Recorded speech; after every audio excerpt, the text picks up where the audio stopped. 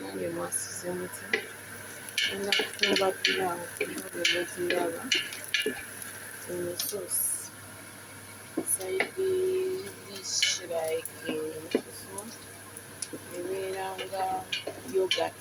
Yes, ntaddemu ennyaanya nteekamu green pepper, ntamu eno kaawa bagiyita batya buno obukaawa buyita profe.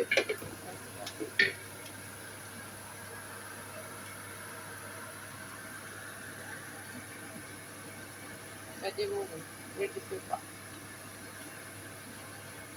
ntaddemu green pepper nenteekamu red pepper.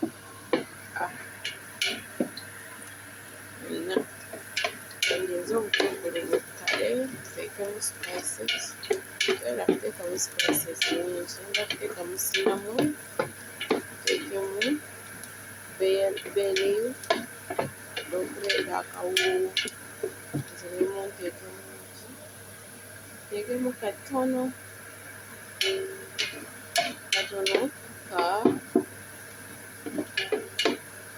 kano kakamali oba saagala byeruke, saagala bikoze ki. Awo bwebamala nga tuteekamu katono ennyaanya. Tugenze ku nkoko, enkoko eri wano eyama kujja. Omuceere gyo saagutadde mu mazzi naye ku makya nkedde ne nguteeka ki mu mazzi agookya. Amazzi agookya nago malungi okugateekamu omuceere. Kati zino ze salads, eno nayo salad, eno nayo eno ngenda kukola salads.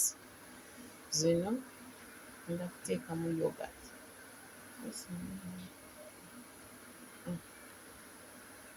So nange mwebale kuwatchinga videos zange, subscribing ku YouTube channel yange yonnange.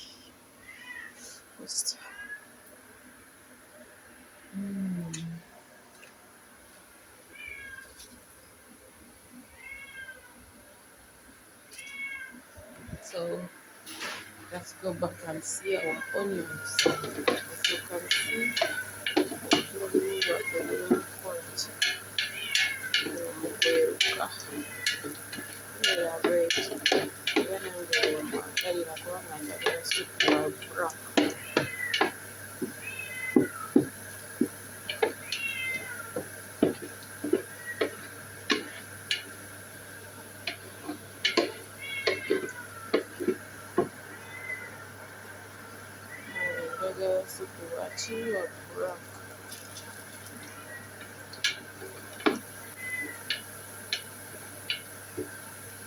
waliwo osobola okubuuza buno obutungulu ogenda kumala obuggyamu. Yes, ngenda kubiggyamu. Ngenda kuteekamu amazzi matono nsooke mbusengejje. Nkasengejja mbuggyemu.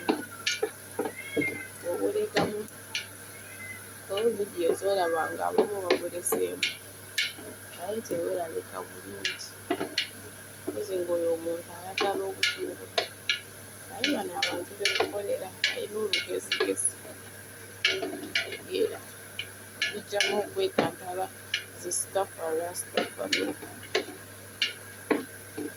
nangeri ebyo bagaaza olunaku olulungi boxing day.